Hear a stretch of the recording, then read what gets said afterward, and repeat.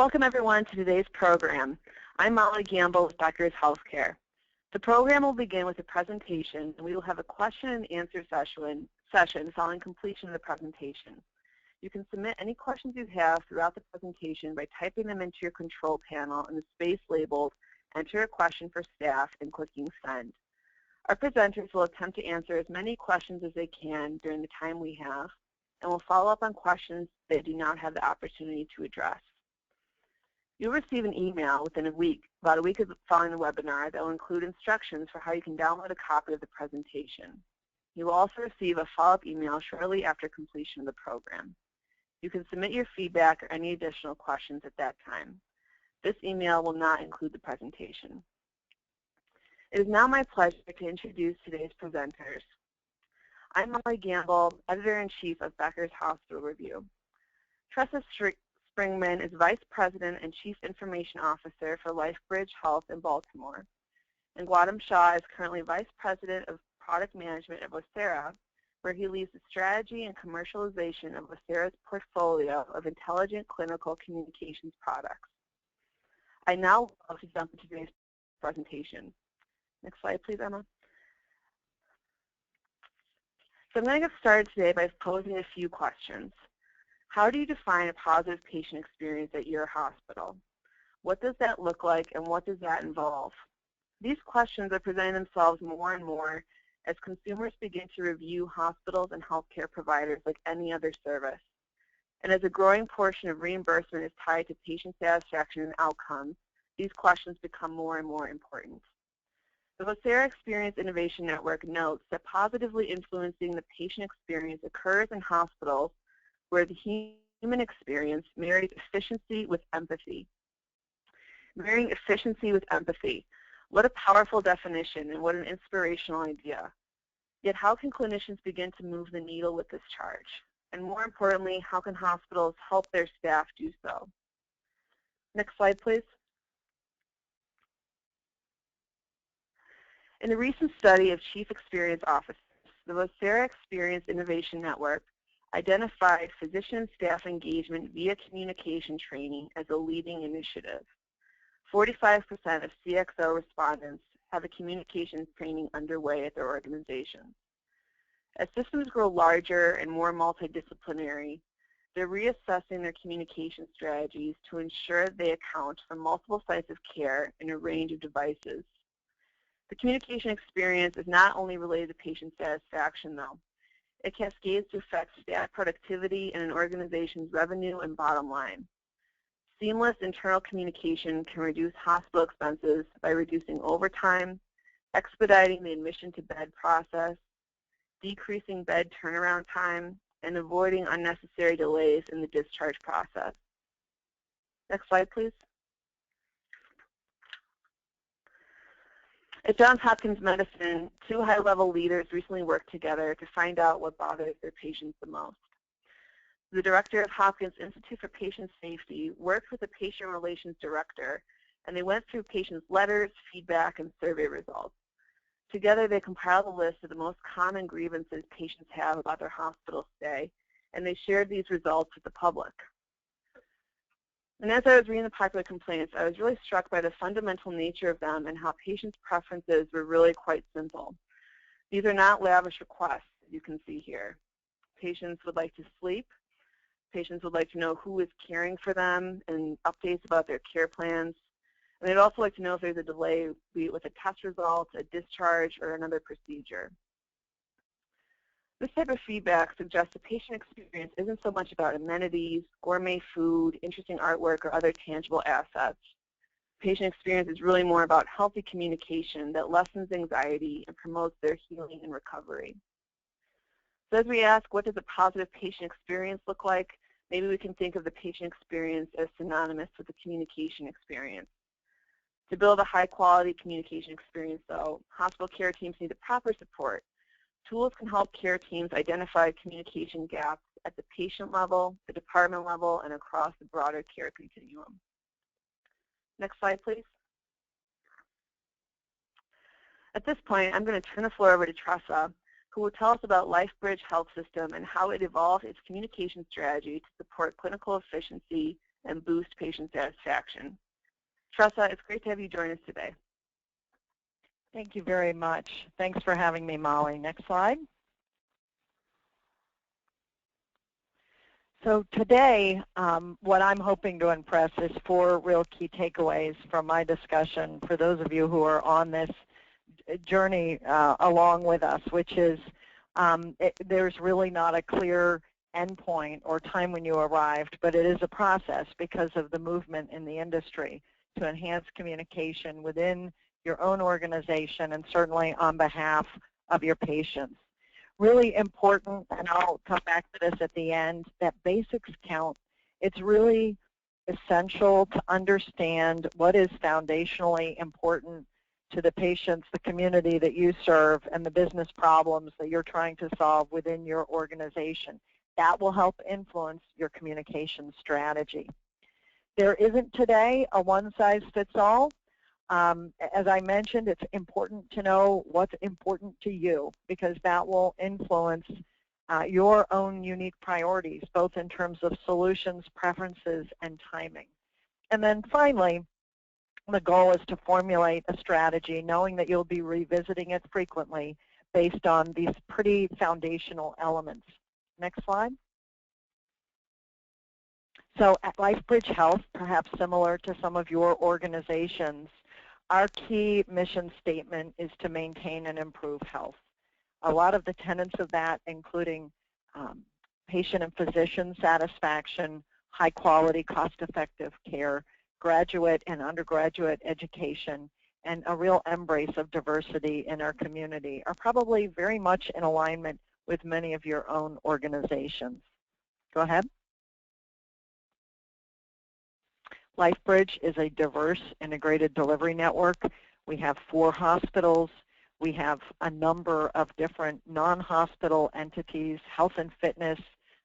In our commercial division, we have retail pharmacy, we have physiotherapy, we have ambulance companies. We have quite a bit in the continuum of care, and certainly a key cornerstone to our success is our physician enterprise.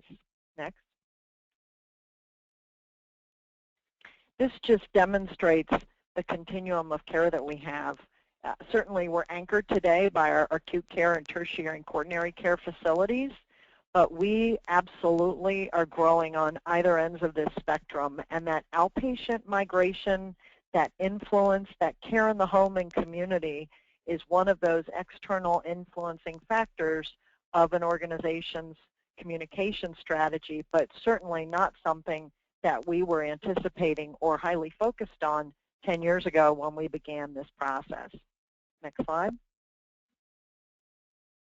So at LifeBridge Health, we started recognizing communication challenges across our clinical community, largely, frankly, our inpatient nursing staff in 2004. And as you see, as we move along this timeline to today, we did incremental, we took advantage of incremental opportunities for either new technology with VoIP or new mobility standards. Certainly, like everyone else, we started to understand some of the vulnerabilities and some of the preference use going on in our community. In addition, other members of the care team, whether it was therapists, pharmacists, or of course our physicians, were starting to leverage more available technology for effective communication against, or excuse me, in support of patient care. Many of us looked at, as we did, evaluating a corporate device versus a BYOD policy. Again, new tools came to the market with mobile device management and a lot of exciting opportunities for realization with EMR integration. And so you'll see along the bottom of this continuum, we started with 1,500 owned wireless communication devices about 11 years ago, and now our statistics are through the roof. So not only the volume, but also the types of devices and the needs that folks have incorporated to enhance communication with each other has grown, along with the continued pressure on keeping this highly moving environment secure. Next. So some of the things that we just need to understand that are out there that influence us, just like the rest of society as a whole, is an always-on mentality. These factors that influence the public sector in general are absolutely affecting us. There's just an anticipation of an always-on mentality. You know, over time, we've all had the joke about 3 different pagers and 2 different phones, and certainly in this day and age, there is a technical ability to converge with multiple devices, and yet we need to understand that that can't be at the expense of a heightened need for that security of the data as well. So again, we have physicians who would prefer to use their own smartphones over pagers. Nurses are starting to have that leaning too. But as we know, what is not, or what is convenient today may not always be what is the most secure. And the amount of time that a nurse might spend at the bedside, as we all know, is much lower than all of us would like it to be. So people are following the quickest path, and in many cases, creating situations for the care of the patient to expedite care that are concerning. In addition, we recognize that in our organization, we actually have some team members where their employment status doesn't make them eligible for a bring your own device plan. It's not intended that they take that work home with them because it's literally time off the clock. And, you know, where we began this conversation, I know the slide says patient satisfaction is tied to reimbursement, but, you know, the reality is our patients and our physicians have choice.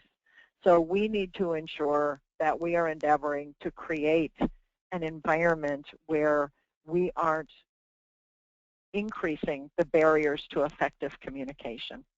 You know, our consumers, our patients, our families, they want those same conveniences from our care teams that they get from Uber, from Amazon, from online appointment scheduling, things that they can do while waiting in the parking lot for their kids to get off from school, or things that we're struggling to provide today, but we realize that we need, on behalf of the consumers, to make that available.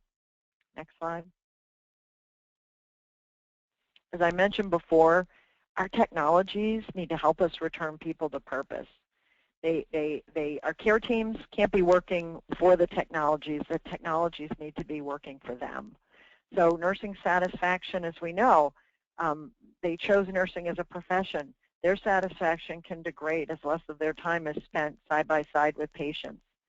Our approach can't be to find a single solution that takes providers away from delivering care, whether it's at the bedside or away from their practice. It won't be adopted successfully, and it won't deliver the outcomes we want for our patients.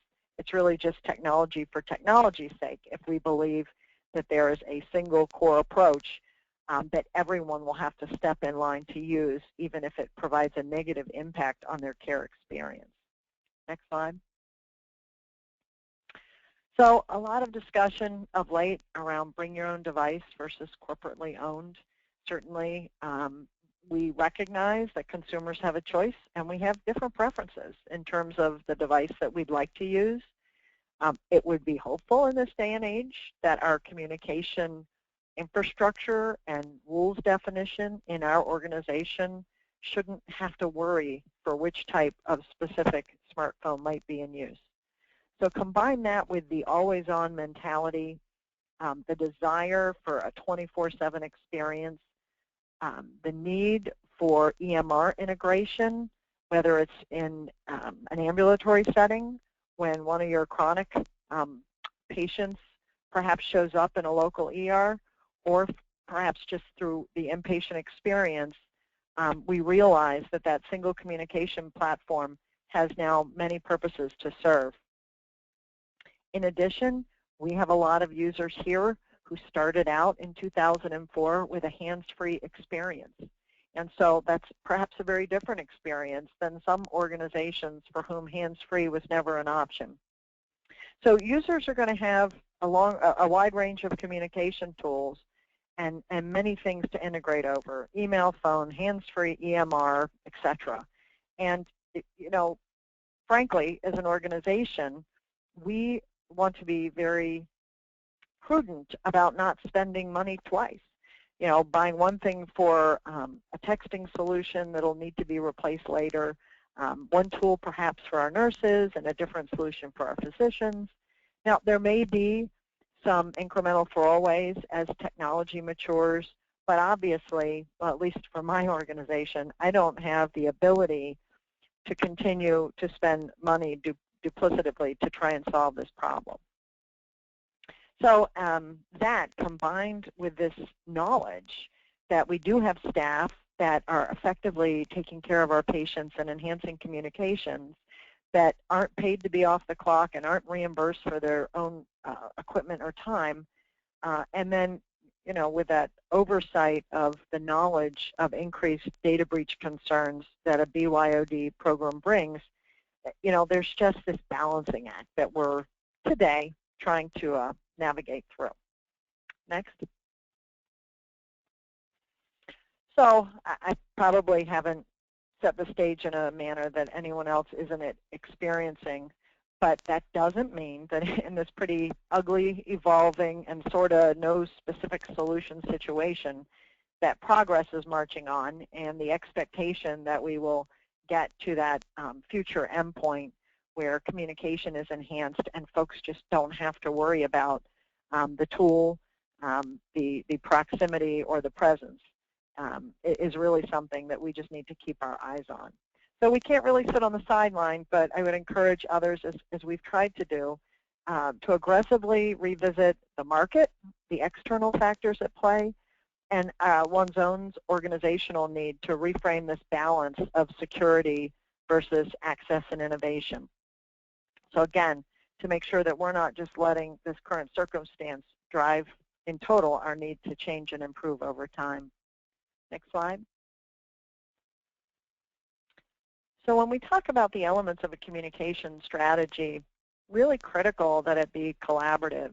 It needs to be use case driven. We need to understand what are people trying to do, where we've thrown tool barriers in between an effective and important conversation with each other about a patient or just in general. So this interdisciplinary aspect is key, including cross-functional components and participants. Today, trade-offs are going to exist. As I mentioned prior, first of all, there's this security access balance that we're trying to really level out. But in addition to that, looking in your own organization and identifying what's critical based on your own journey with wireless. Is secure texting important? Is hands-free important? How about EMR integration and what components of that?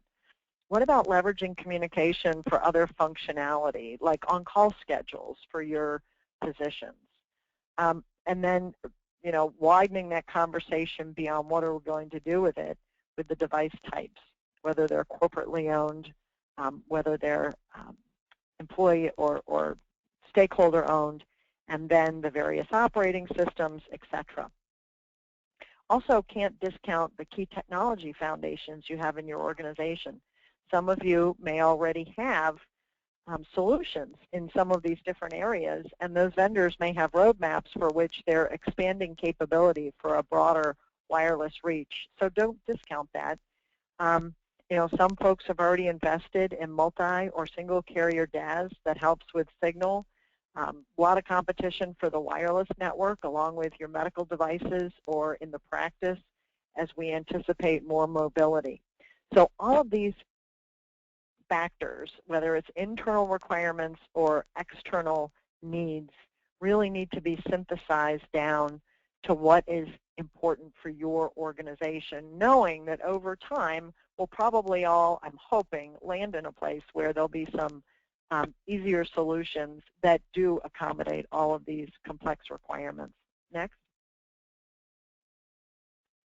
Certainly when we talk about privacy and security, it's critical not only to have your users at the table driving ergonomics and usability and use cases, but also this balance out of a privacy and security committee that has very thoughtfully discussed and put forward policies on use for the different devices and a reinvigoration of organizational awareness about our commitment and responsibility to hold close the information on the community that we serve.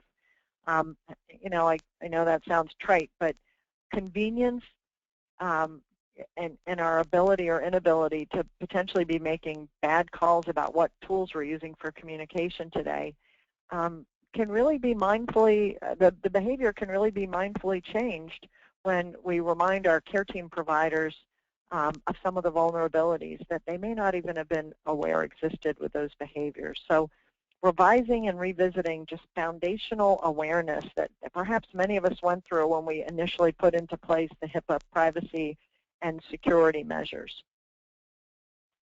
Next.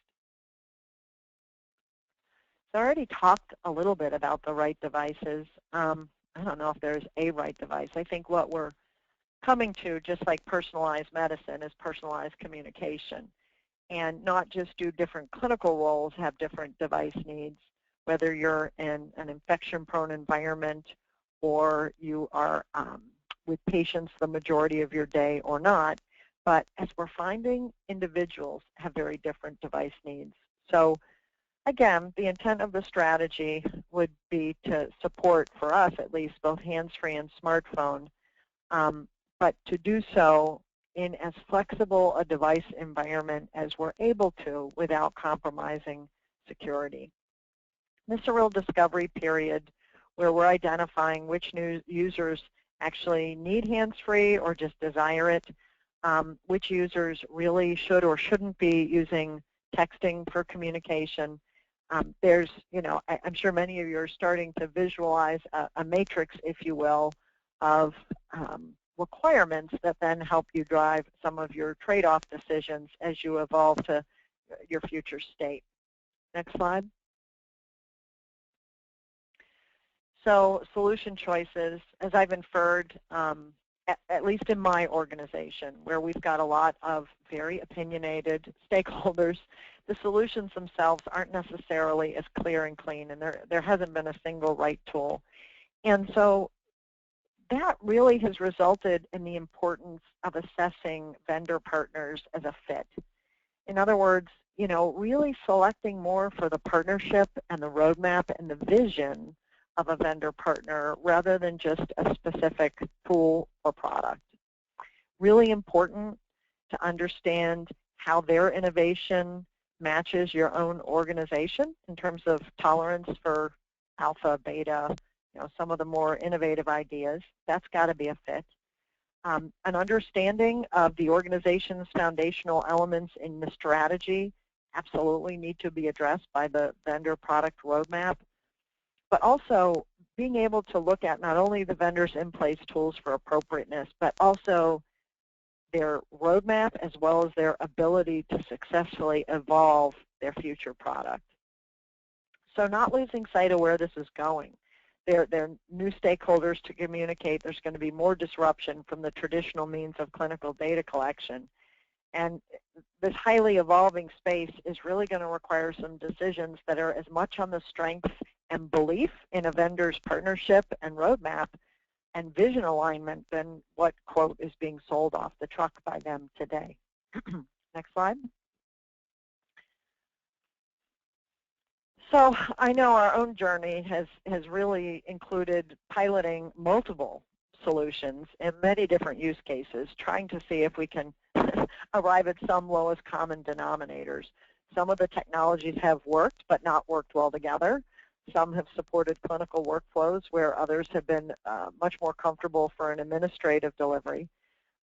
It's clear when it happens which tools and solutions support the users, because there's just a real flywheel of adoption when that kind of secret sauce is met. But using those use cases and anticipating trying on multiple boots, if you will, before you find out those few sets that perhaps can meet your organizational needs are really something that you should anticipate. Next. And of course, the adoption plan is critical. Really having everyone agree and align on consistent ways that you'll communicate with each other is really what underpins the ability to be successful. So it's one-to-many communication for important situations that you need to communicate across your organization. It's very specific nurse-to-nurse communication, which is sensitive to the care environment, whatever that may be. It's nurse-to-physician communication, physician-to-nurse, being done much more seamlessly, whether that physician is an employee, not an employee, a resident, an attending, no relationship. And this ability to let physicians certainly to use their smartphones where perhaps nurses would be choosing an alternative device, and a device, frankly, that's only in use when they have a physical presence at their work location. For us, we've had a great deal of expansion in our health system as well, and so it's very critical both for our adoption plan and our strategic map around communication that we're anticipating new acquisitions, remote, really, in some cases, remote physician practices, urgent care clinics across other states, etc. So not really a once and done, but it is something where choice, a purpose, the why, and then a clear adoption path and expectations with policy girders around the security proposition are key. Next. So in summary, the communication technologies are evolving. It's really important that you step back and understand the foundational elements for your own organization. What's important today, and then where are we heading? And framing up an alignment of that, whether it's integration, secure texting, BYOD, etc., in combination with where you're headed in the future. You also need to understand your own organizational risk profile.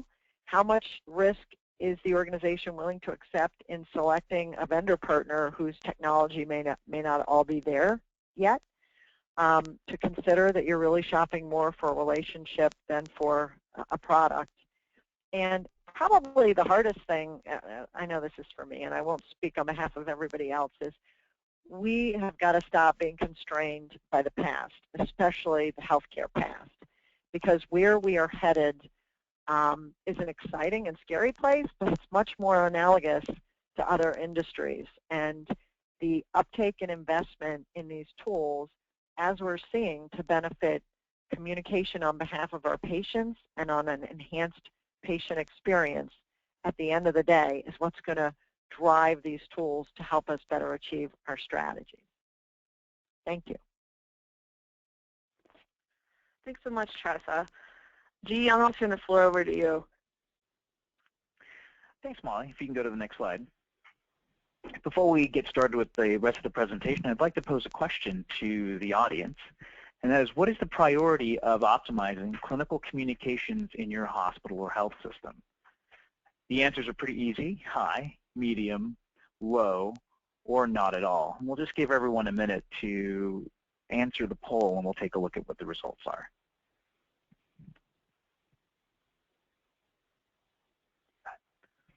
So as you're doing that, one of the things to consider is the importance of communication in the hospital enterprise. And as you think about that communication, what is it that you're trying to solve for? And many of the things that we'll talk about that Tressa has already addressed and will continue to address in the rest of the presentation is how that works. So we have a pretty good response. Hi, I love it. It's always good when the audience wants to find a solution to this problem. So 56% of you said that you have a high priority of optimizing clinical communications in your health system, and a few others. And you nodded all, folks. I'm very curious to hear from. And if only to understand, do you already have an optimized clinical communication system, or are you perhaps doing something that we should all learn from? Why don't we go ahead and go to the next slide, and we can dig into how this all works together. Keep on going. There you go. So let me tell you a little bit about what we do here at Vocera. First of all, we provide a platform, an integrated platform that enables care coordination across the many people and locations and, frankly, data sources that are in the healthcare enterprise that enable us to care for patients as they go through their healthcare journey. So a couple key things to point out here. One is the multi-location aspect of the platform. Knowing that care is expanding, Things are moving out of acute care. They're moving into the ambulatory care setting. They're moving into secondary and tertiary care, all the way out to the home and into the physician clinic. The need to have a seamless method of communication to share and collaborate across that continuum is critical in maintaining the efficacy of a patient's journey, driving patient safety and satisfaction, frankly, and driving staff and nursing satisfaction as well. At the end of the day, the objective here is to bring the human's ability to work with the other humans in the healthcare system, to humanize healthcare by taking away all the barriers to communication, collaboration, and working together through this platform is our ultimate objective. And of course, none of that's possible without having a good, solid link into the data that drives this process.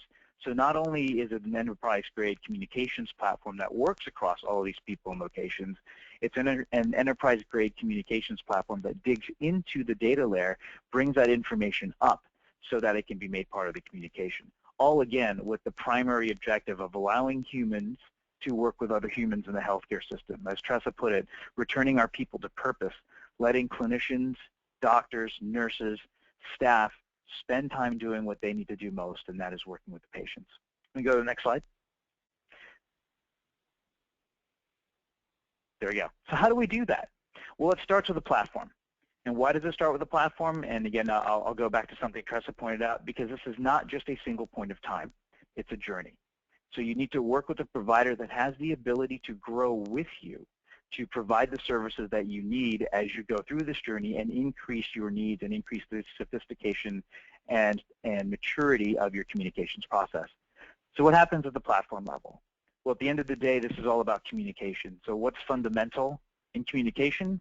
The directory. And I think I can say this with this audience. Imagine the day when you don't have the white pages. You don't have that master directory of all the people that you work with and you need to communicate to. How do you communicate with them? Without that master directory happens to be the thing that the Vocera software platform provides. You can't really facilitate great communication. On top of that, you need the ability to keep that directory up to date in real time and at all times, because we all know that, as Tressa pointed out, you have call schedules changing, people coming in and out of the environment. How do you know that you're getting to the right person when you need to? Well, having that real-time synchronization and updating of the directory is critical, and that again is something that happens at the platform level. Imagine that if you had to do this for every single communication method that you had to do. It's a lot of directories to keep updated, and for our CIOs and IT people in the crowd, you know how hard that is to do, versus having it all in one place sitting at the platform so you can keep everything constantly updated. And finally, and Tressa pointed this out as well, security, and I think we'll address this as we talk about questions later on. We do see an increased number of data breaches in the hospital enterprise and in our industry. And so you need to have security built into the platform. It can't be an afterthought. It's not something that you bolt in. And the Vocera software platform has that. In fact, we recently announced 2 industry standard certifications, one from the Department of Defense and one as an independent audit, which is a SOC 2 audit. So certified security, the ability to prove that the platform is secure, is critical. Now, the platform is great, but the platform has to allow this communication and collaboration to happen, not just in all the different locations, but as Tressa pointed out, on different devices. So you have to be able to support the realm of things that are hands-free, like Vocera's own hands-free communication badge, shared smartphone devices that are built for the healthcare environment, BYOD devices for the folks that are bringing BYOD devices into the enterprise, tablets and desktops. And this is critical because we do believe, and we've seen that it's all about the right device for the person at the time. Right now, I might walk in on my smartphone, but we've all done this. It's really hard to chart on a smartphone. It's really hard to type a whole lot on a smartphone. Perhaps I need to go to the desktop to do that. Being able to support all the devices that are necessary for that communication and collaboration to happen is critical, and it can only be done with the platform because all that information has to source on one place. You have to provide all the means of communications because, again, sometimes it's a voice communication. When you're doing a shift handoff, you're going to talk to somebody. When you're asking a quick question about medication, it might be a secure text. When you're getting information from a clinical system, it might be an alert. And when you want to talk to the patient, there's a whole other set of rules that you follow. All 4 of those communication types have to be drawn up from that secure, convenient platform so that they're easy to use. Again, going back to that same idea, that, one, this platform will grow with you because your communications needs will change. And as Tressa pointed out, you could start with voice, and you're going to get to secure texting, and then you're going to get to integrations and workflows, and eventually you'll get to increasing levels of communication sophistication. If you're buying a new platform every time you do that, that's a pretty expensive and complicated enterprise or proposition. You don't want to get to that point. You need to have security balanced with convenience. All of those communication methods are great. If they're too secure, people will go back to doing what they want to do. If they're too convenient, they're not going to be secure. So the platform has to have that right balance. And that right balance is not just a technology problem. It's a user experience problem. Making the user experience of using all of these channels easy and transparent so that technology gets out of the way and we can return our people to doing what they need to do, and that is caring for patients. If you want to go to the next slide. Part and parcel with that, there we go. Part and parcel with that is the ability to integrate with clinical systems.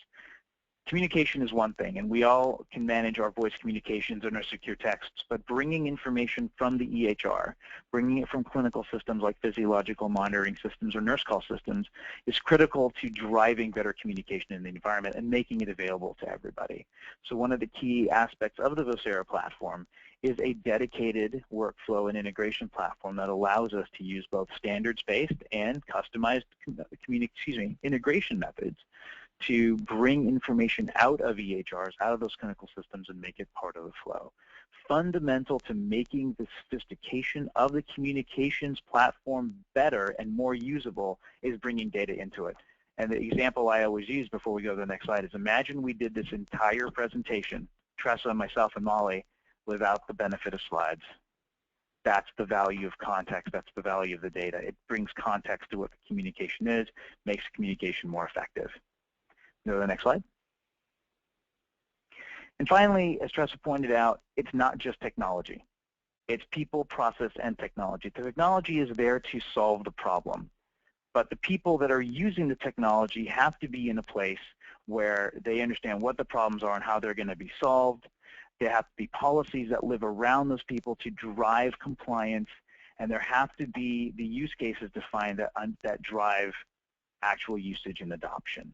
So technology is great, and as a person that's been a product manager my entire life, I love technology, but people don't adopt technology without the reason to do so, and in our healthcare enterprise and in the healthcare environment, we have to drive that adoption through the change of behavior, which means easy to use, solves a problem, and the policies to make sure it actually happens. And that's where that intersection of people and process occur, and that's all of which is supported by the technology.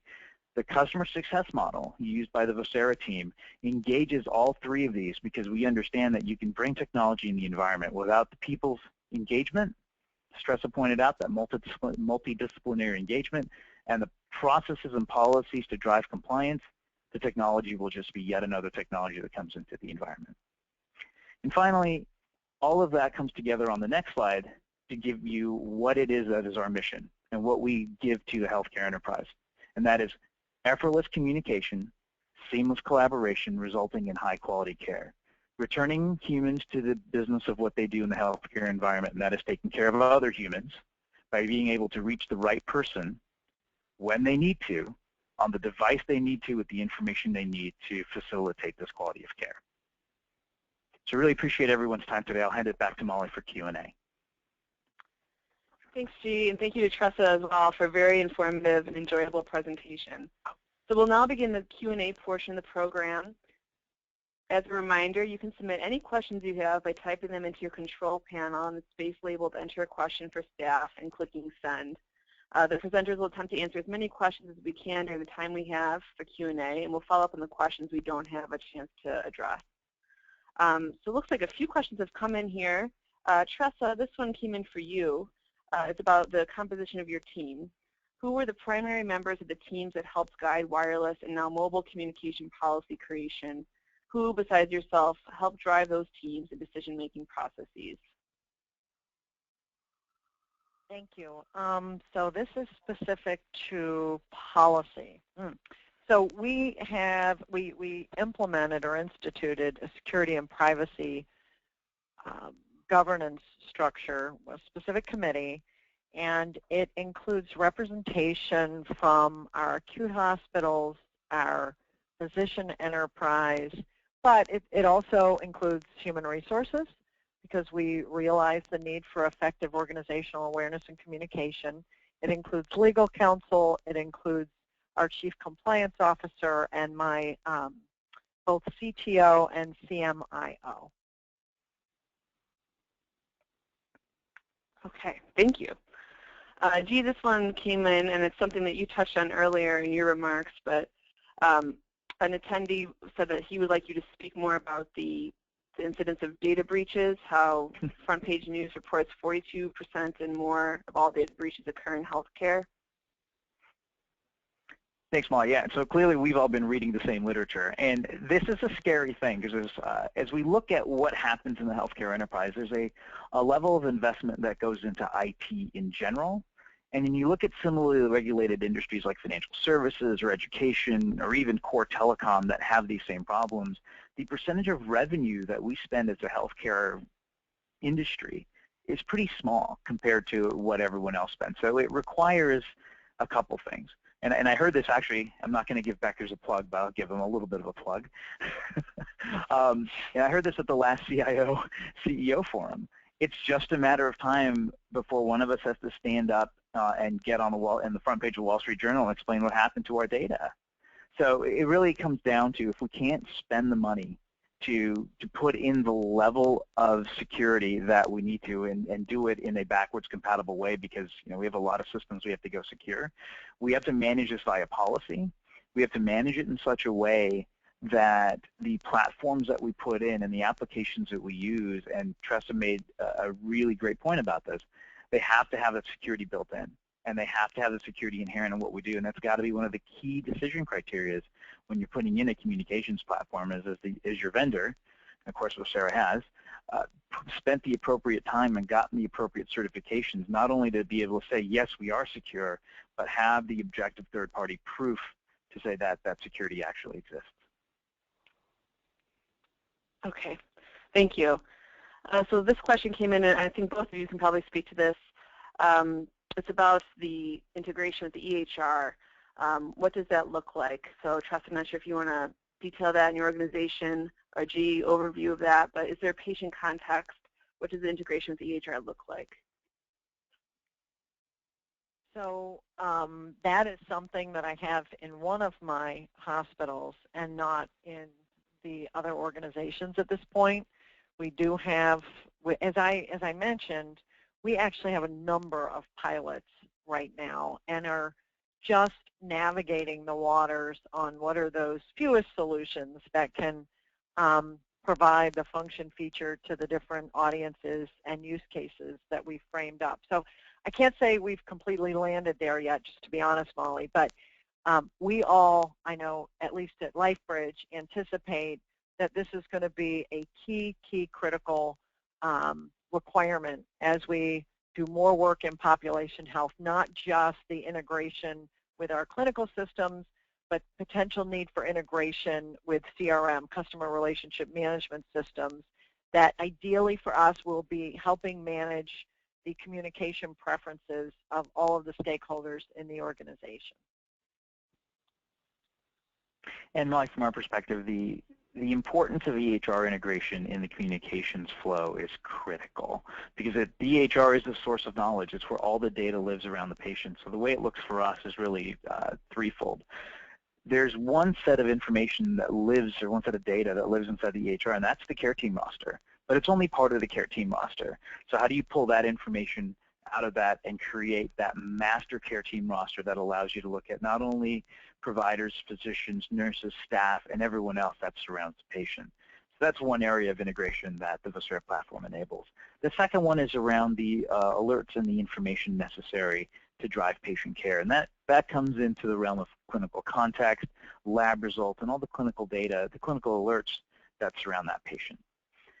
And the third area is really more operational. It relates to things like patient flow and all the others, I wouldn't say secondary, but other information that lives in the EHR that drives the operation of the healthcare enterprise. A great example of that is patient flow and environmental services. One of the key integrations that's enabled by the Vocera platform is with specific EHRs, the ability to drive enhanced efficiency in patient flow by connecting the patient flow module to the communication system so that you can more quickly understand when a room is available, when a room needs to be cleaned, and decrease the turnaround time for that activity to occur.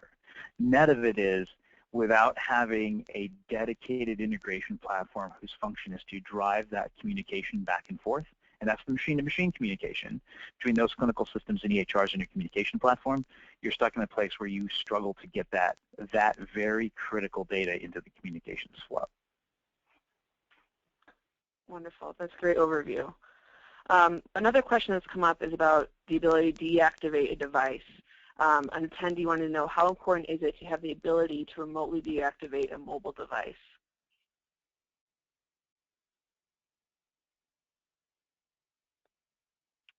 Any thoughts on that one from either of you right now? Yeah, Tressa, do you want to take that one? I'm sorry, Molly, can you just repeat that question? Absolutely, sure. How important is it to have the ability to remotely deactivate a mobile device? Yeah, I thought that's what you said, and I was like, oh, okay. Well, so from our perspective, it's completely critical. Now, obviously, that's the sticky wicket, because we've got to be able to have remote access to protect ourselves, but not at the expense of damaging perhaps someone's personal device and the other applications they have on it. And that's really the power of MDM with its white and blacklisting and remote management capabilities. But all sounds easier than done, and certainly it's a whole new skill and a whole new requirement of staffing for typically the IS and telecommunications team. So in short, it's critical, it's essential. Okay, wonderful. Another question for you, Tressa, came in is about your experience. How have the mobile and EMR platforms affected bandwidth requirements in your at your organization?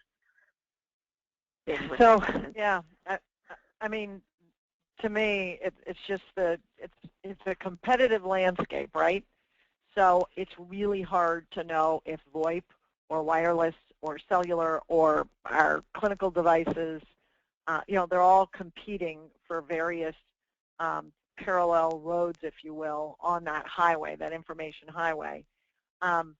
And sometimes it's unclear which device is the tipping point in terms of service management. So, I think that, first of all of us have found ourselves in situations, whether we were automating a clinical inpatient area or trying to move to mobility, where there just was an insufficient wireless construct. And I think that certainly is one of those new skills and new requirements that all of us have to take into account in our infrastructure, including the price points. The ability to invest in really what you should be spending on a 1 to 2 doc practice has got to be a little different than an 800-bed tertiary care hospital.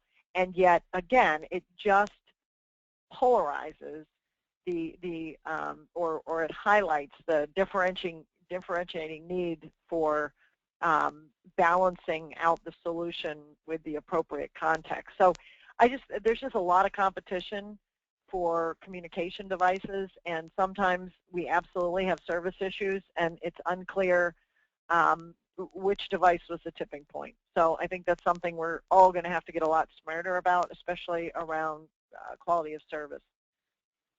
Mm-hmm. G, this question came in for you. Have you studied, or has Vocera studied the impact of clinical communication efficiency and effectiveness on HCAHPS results? Thanks, Molly. And yes, we have. So one of the key results that we've been able to extract from our patient experience communication solution is a double-digit increase in HCAHPS. And that's primarily driven by 2 factors. One is the ability to provide the patient the information they need and the communication path for them to respond back, to close the loop, as it were, with their providers. And we do that in such a way that really bookends the care process. So the Vocera patient engagement solution allows you not only to communicate with the patient before they get into the acute care setting so that they're prepared, but it provides them the ability to get very detailed and interactive discharge instructions, and then has a follow-up component for the most acute of those patients to ensure that their care instructions are followed and they're doing what they're supposed to do to ensure that they don't get readmitted. The combination of those two modules and those three communications has led to some, I'm trying to remember the number, unfortunately I don't remember off the top of my head, but greater than 10%, so multiple double-digit increases in HCAHPS scores at some of our customers. It's a great result. So this is working out well. We have questions coming in for G and then for Tressa, and G and Tressa is a really great duo here. This one is for Tressa. How do your communication systems and policy impact compliance with Joint Commission national patient safety goals around alarms and alarm management, et cetera? Boy, somebody thinks I'm a lot smarter than I am out there. Yeah, so I think for those who aren't familiar, there has been a real heightened awareness that there are so many alerts that are occurring, especially within acute care, critical care, ER locations for a lot of our hospitals, that, you know, what's important anymore. There's just, it's constant. In fact, the only scary sound on one of those nursing units is to hear nothing. But I think the point that the participant is trying to make, and it's a good one, is that this can't just be another layer of more, right? And for those of us who might employ lean methodology, it's really a time in those use cases and workflows to stand back and say, how can we take advantage of wireless communication to eliminate unnecessary or redundant layers of alerting, and identify an alerting solution that is supportive and not distractive of the caregivers and the right patient care. Don't have a silver bullet, and certainly that is probably one of the most complex conversations and future state solutions that an organization with hospitals has to tackle, which is making sure they aren't just adding another layer of noise. And if I can tag on to the end of that one, Absolutely.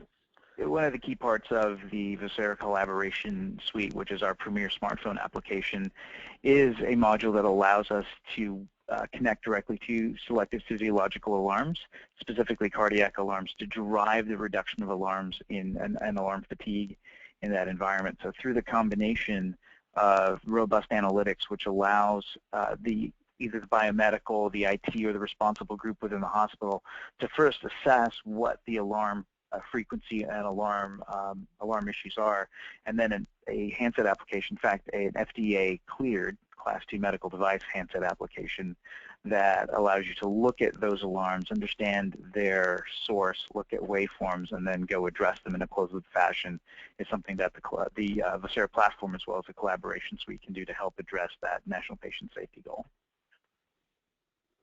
Okay. G, a couple ones came in that I think are targeted more toward you. This one should be pretty quick one, and then there's another one about the existing phones. So the first one is, can Vocera support voice to text from RN to MD? And then the other one here is, one second. What happens to all of the regular phones that exist throughout the hospital when a communication strategy like this is adopted? Okay. So I'll answer the second one first, and then I'll hit the voice to text one.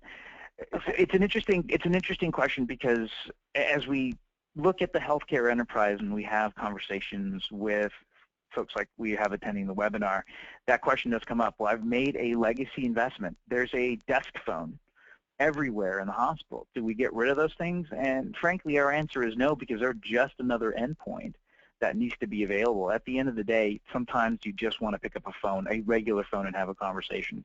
So one of the key points that I brought up before around having an integration platform that integrates into the systems, the clinical systems, that's not limited to just clinical systems. There are communication systems integrations that are supported by the Vocera platforms, integrations to PPXs, for example, to SIP calling stacks, that allow you to leverage the investment that you have in those desk phones. Because at the end of the day, as much as us technology people or people that want to be highly technologically evolved want to think, the desk phone's not going away. We're not going to be in a place, I don't think, until a long time from now where mobile phones rule the environment.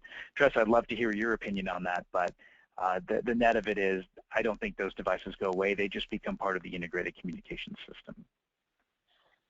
Yeah, I would agree. I mean, today we absolutely are evaluating, the traditional handsets with replacement to VoIP, since our backbone are now voice over IP. But those are just the factors you need to keep in front of the organization on a continual basis as opportunities present. So at least for us, it's typically we don't have the ability anyway to say, let's take those 10,000 devices and replace them all. So it's being very conscious of backward and forward capability to ensure that the devices themselves aren't becoming a limitation to moving forward, but anticipating kind of what that glide path is to move it across your entire enterprise and to drive that based on communication priority and where the need may be. Thanks, Tressa. And on the first question, which was supporting, if I remember correctly, voice to text. So that's an interesting question. The base capability of the Vocera platform does support putting voice, having you dictate voice and turning it into text. What we find interesting in that use case is how do you ensure the absolute accuracy of that information? I think we've all used Siri or the Android equivalent, and sometimes that text isn't quite accurate, and it actually leads to more communications confusion than it does communications efficiency.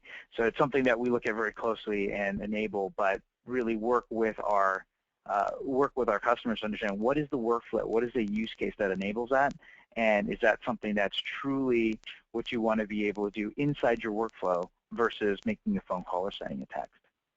Mm-hmm. Okay. Well, thanks, Jean. Thanks, Tressa, for all of your answers to these questions. This concludes the Q&A portion. If we did not get to your question, we will be following up via email. So I want to again thank our presenters for their excellent presentation and for all of you for listening in today. We look forward to having you join us for future webinars. This concludes today's program. We hope you have a wonderful afternoon. Thank you.